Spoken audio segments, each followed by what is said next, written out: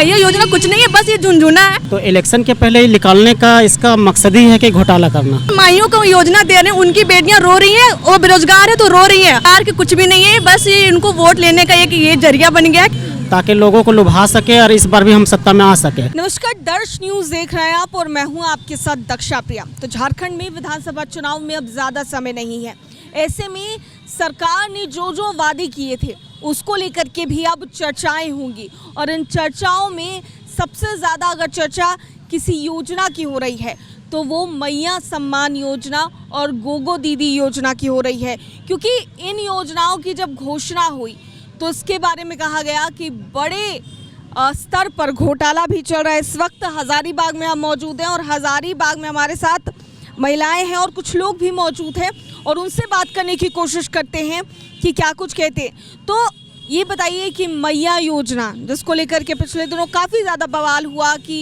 कई सारे लोगों ने कहा, विपक्ष में बैठे लोगों ने कहा कि इसमें धांधली भी हो रही है, तो किस तरीके से आप लोग देख रहे हैं, क्या लग रहा है इन योजनाओं को लेकर? मैम देखिए, जो सरकार लाई है मैया योजना, ये सिर्फ जनता को बहलाने के लिए, चाहे महिलाओं को बहलाने के सिर्फ एक झुनझुना है, बाकी कुछ नहीं है। क्योंकि हमें भी मालूम है कि मैया योजना ये इलेक्शन से पहले ही क्यों आया है। आखिर 5 साल से सरकार बनी थी ना, तब तो उनको देना चाहिए कि हमारी महिला उस टाइम क्या उनके पास क्या बहुत पैसा था जो उनको जरूरत नहीं थी पैसे की जरूरत उनको उस टाइम पे थी, लेकिन इलेक्शन से पहले ही क्यों? तो ये सरकार की कुछ भी नहीं है, बस ये इनको वोट लेने का एक ये जरिया बन गया है कि ताकि हम लोग महिलाओं को कुछ पैसा दें और उनसे हम वोट लें। बाकी ऐसा कुछ भी नहीं चलेगा, क्योंकि उनकी जो माइयों को योजना दे रहे हैं, उनकी बेटियां रो रही हैं, वो बेरोजगार है तो रो रही हैं। और ऐसा तो हम अपने घर में अपने आजू बाजू लोगों को बिल्कुल भी बोलेंगे ये मैया योजना कुछ नहीं है, बस ये झुनझुना है। और इस बात के पीछे बिल्कुल भी नहीं आना है। जिसको भी वोट देना है अपने सोच समझ के देना है। देखिए कौन सी सरकार आपके बच्चे के लिए अब काम कर रही है, काम करेगी, वैसे लोगों को चुनना है। बाकी ये मैया योजना, गोगो योजना सब फालतू है, कुछ नहीं, सिर्फ एक वोट लेने का एक जरिया बना कर रखी है सरकार और कुछ भी नहीं है। लेकिन कहा तो जा रहा था ना, बड़े बड़े दावे तो किए गए सरकार की तरफ से कि इससे महिलाओं को फ़ायदा होने जा रहा है, इससे महिलाएं जो हैं वो अपने आप को काफ़ी आगे महसूस करेंगी। तो इसको लेकर के क्या लगता है? मैम अगर 1000 रुपये से महिलाएं अगर आगे महसूस करती है तो महिलाओं का आप कुछ ऐसा रोजगार दीजिए ना जैसे कि वो कुछ आगे बढ़ सकते। जैसे कुटीर उद्योग होता है, हैंड्स वर्क बहुत सारा होता है, आप उस चीज़ से आगे बढ़ाइए ना। क्यों आप 1000 रुपया दे रहे हैं बताइए? अगर मैं उनके घर के महिलाओं को 1000 रुपया देती हूँ तो क्या वो उनका खर्चा चल जाएगा 1000 रुपये से? वो अपना घर खर्चा मेंटेन कर लेंगे 1000 रुपये से? तो ऐसा 1000 रुपये देने से कोई फायदा नहीं है। मैं कहती हूँ अगर सरकार को अगर महिलाओं के प्रति इतना अगर है अगर देखते हैं तो उनको आप कौशल विकास कीजिए, उनसे उनको आगे बढ़ाइए। ये 1000 रुपया 500 रुपया दे के कोई फायदा नहीं है। बस इस अगर योजनाओं की बात की जाए तो योजनाओं में घोटाले की भी बात सामने आई।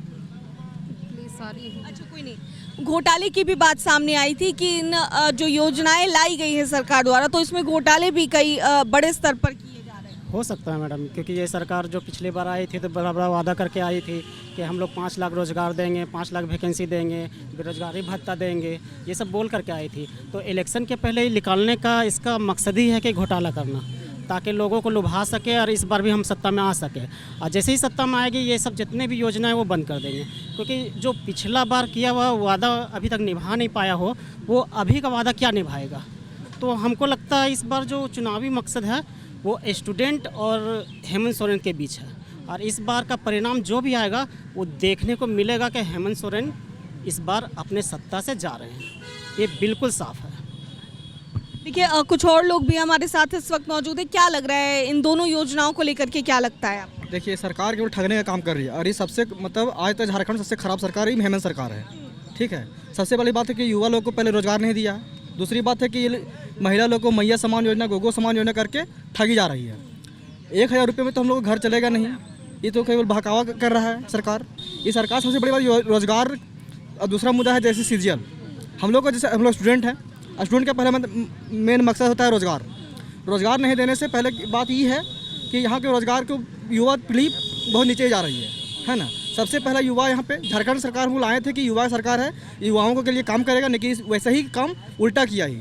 4.5 साल सूत गया कान में तेल लेके, और 4 साल कुछ नहीं किया। जब 5 महीना बचा तो ये योजना, फालतू योजना, लंद फंद योजना लेके पूरा बगला रहा है जनता को।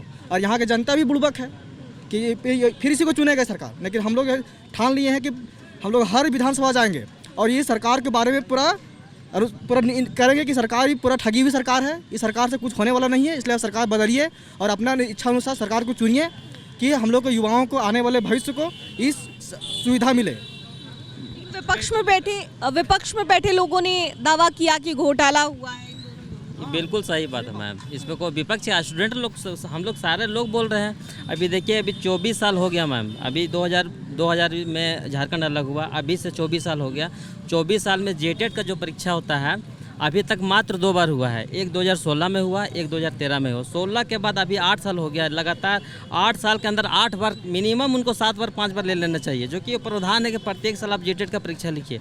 अभी 8 साल हो गया, 8 साल में एक बार परीक्षा नहीं लिया। आनंद फानंद में क्या किया कि जेटेट का वो फॉर्म भरवा दिया, 1300 रुपया करके हम लोग सारे लोग फॉर्म जमा किए, फॉर्म भरे, 1300 रुपये करके कहीं से खोज कर लाए, उसके बाद हम लोग फॉर्म अप्लाई किए। ऐसा कोई ऐसा स्टेट नहीं है कि पहले फॉर्म भरा दीजिए बाद में सिलेबस जारी कीजिए। फॉर्म हम लोग भरवा दिए, फॉर्म भरवाने मतलब किसी तरह फॉर्म भर लिए, हम लोग इंतजार कर रहे हैं कि इसका सिलेबस कब जारी होगा। 1 महीने बाद इसका सिलेबस जारी करता है, सिलेबस जारी होता भी है तो अनान फानान में सिलेबस जारी करने के बाद उल्टा पलटा सिलेबस जारी कर दिया, यानी कि मतलब IAS लेवल का सिलेबस जारी कर दिया, PCS लेवल का जारी कर दिया, SSC लेवल का जारी कर दिया।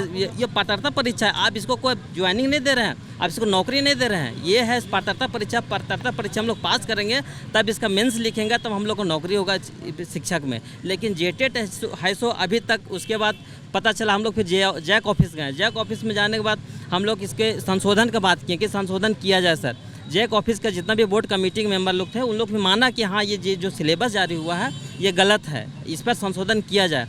फिर उसको कैबिनेट में भेजा गया। लास्ट कैबिनेट का मीटिंग हुआ था, पर 2-3 दिन पहले हुआ था। हम लोग बहुत मतलब उम्मीद था, भरोसा था कि कैबिनेट में ये पास होगा, लेकिन कैबिनेट हम लोग ऑनलाइन देखते ही रह गए, लेकिन कुछ नहीं हुआ। इस मैटर में कुछ बात ही नहीं हुआ। शिक्षा मंत्री तो डायरेक्ट बोलते हैं कि योग्य शिक्षक चाहिए। अरे भाई, आप पढ़िए तो सही कि उसमें क्या सिलेबस जारी हुआ है, सिलेबस आप पढ़िए सही। सिलेबस तो मुझे लग रहा है कि एक बार वो देखा नहीं होगा सिलेबस और वो कह दिया ये बहुत अच्छा सिलेबस है। ऐसा कुछ नहीं है। और हम लोग तो फॉर्म तो भर दिए, परीक्षा कब होगा इसको पता नहीं। जो सिलेबस जारी हो, हम लोग मुझे लगता है कि 6 महीना भी कंटिन्यू पढ़ेंगे तो भी वो सिलेबस कंप्लीट नहीं कर पाएंगे, जिस तरह का सिलेबस जारी था। अब 2016 का जेटेट का सिलेबस देख लीजिए, 2013 का जेटेट का सिलेबस देख लीजिए। अभी जो सिलेबस है वो 4 पेज का है, 4 पेज का है। कंटिन्यू ऐसा कंटेंट डाला हुआ है, आप पढ़िएगा तो पता चलेगा कि पता नहीं ये SSC सेंटर का मतलब हम लोग तैयारी कर रहे हैं। ये तो पात्रता परीक्षा है, ऐसा भी नहीं। जो सिलेबस बना हुआ है पूरे झारखंड छोड़ करके पूरे इंडिया में, जो भी सिलेबस है टीचर का, यहाँ तक कि KVS का, उसका भी सिलेबस इतना ज़्यादा डिटेल में नहीं है। इन लोग पता नहीं IAS का मतलब एग्ज़ाम ले रहे हैं या फिर टीचर का, वो भी टेट, जॉब नहीं देने वाले, जॉब देने वाली बात नहीं बोलते, टेट का एग्ज़ाम देने वाले। उसमें जो सिलेबस है IAS का भी सिलेबस से बहुत ज़्यादा डिफ़िकल्ट सिलेबस है। और हर एक सब्जेक्ट में, अगर हम मैथमेटिक्स का टीचर हैं तो मैथमेटिक्स का सिलेबस होना चाहिए और ज़्यादा से ज़्यादा CDP होना चाहिए। लेकिन यहाँ पे फिज़िक्स भी, मैथ्स भी, फिर केमिस्ट्री भी, फिर GSGK भी, झारखंड भी, ना जाने की जितना भी सारा जो भी सिलेबस है सारा का सारा इंक्लूड कर दिए हैं इसमें। तो ये सब सिलेबस पता नहीं कैसे बनाते हैं इन लोग, पूरा सिस्टम ही करप्ट है। शिक्षा मंत्री भी वैसे ही लैंग्वेज में बात करते हैं, उनको खुद पता नहीं रहता है कि क्या सिलेबस है, नहीं है, कुछ भी जानकारी नहीं रहता है। 2 योजनाओं की बात कर रहे थे, क्या लगता है आपको उन योजनाओं को लेकर? कौन सा योजना? जैसे मैया सम्मान योजना। देखिए, ये अगर सरकार सच में हम लोगों के लिए इतना अच्छा सोचती है तो 5 साल पहले कहाँ थे। और अभी जब इलेक्शन आ रहा है तो 1000 से 2500 से पता नहीं, अगर BJP मान लिया जाए बोल दिया 3000, तो इधर कंपटीशन चल रहा है, ये बोल देगा 5000, फिर बोल देगा 10000। यहाँ तो लोगों को बेवकूफ़ बना रहा है। अगर सच में वाकई में देना चाह रहे थे तो 5 साल पहले कहाँ छुपे हुए थे। ऐसा एकदम पागलपंती है। हेमंत सोरेन का स्टेटमेंट था पिछले चुनाव में कि अगर 5 लाख युवाओं को रोज़गार नहीं देंगे, गवर्नमेंट जॉब नहीं देंगे तो राजनीतिक से संन्यास ले लेंगे। और कल परसों का स्टेटमेंट क्या है? अगर 5 लाख फिर से बोले कि 5 लाख मेरा सरकार बना तो 5 लाख युवाओं को रोज़गार देंगे, तो अब की बार क्या करेंगे? फांसी में लटक जाएंगे क्या? वैसे ही होने वाला है। क्योंकि अगर 2500, 3000, 4000 ऐसे करके लालच दे करके अगर सरकार बन जाएगा, ये तो करप्शन ही है। इनडायरेक्टली बोला जाए तो ये वोट खरीदने का ही एक तरह से मतलब योजना है। तो अगर ऐसा में फिर से दोबारा सरकार बन जाएगा तो गारंटी के साथ बोलते वो 5 लाख नहीं 5000 भी वैकेंसी नहीं क्लियर करने वाले हैं। और 5,000 भी वैकेंसी अगर वो कर दिए तो उसमें से 2,000 या 3,000 सेटिंग से होगा। अगर नहीं होगा तो जो भी एग्ज़ाम देख लीजिए, खुद मैंने पीजीटी मैथमेटिक्स का एग्ज़ाम दिया था, उसमें से 27 से 28 क्वेश्चन गलत था। पता नहीं इन लोगों का सेट मतलब जो एग्ज़ाम में जो क्वेश्चन सेट करते हैं वो उन लोग कहाँ से उठा के लाते हैं। बेवकूफ़ लोग जो क्वेश्चन ही गलत सेट करता है, और सारा का सारा नेट का जो एग्ज़ाम होता है उसका कॉपी पेस्ट कर दिया गया है। नेट में टोटल 30 क्वेश्चन बनाना होता है, उसके लिए 30 घंटा होता है, और यहाँ पे 150 क्वेश्चन है। नेट का क्वेश्चन लगभग 40 से 45 क्वेश्चन था। तो बताइए 3 घंटा में 30 क्वेश्चन कैसे सॉल्व, जब 3 घंटा वहाँ 30 क्वेश्चन सॉल्व करने में दिया जाता है तो यहाँ पे 150 क्वेश्चन 3 घंटा में कैसे सॉल्व किया जाएगा। ठीक देख है, सकते हैं कि 2 योजनाओं की बात जिसकी सच्चाई जानने की कोशिश हम हजारीबाग के युवाओं से ही कर रहे थे। ऐसे में उनका क्या कुछ कहना था और ये योजनाएं कितनी सफल है धरातल पर, वो साफ तौर से यही बताते नजर आ रहे थे। अपने सहयोगी आशीष और कैमरा पर्सन शशि के साथ मैं दक्षा प्रिया, दर्श न्यूज़, हजारीबाग।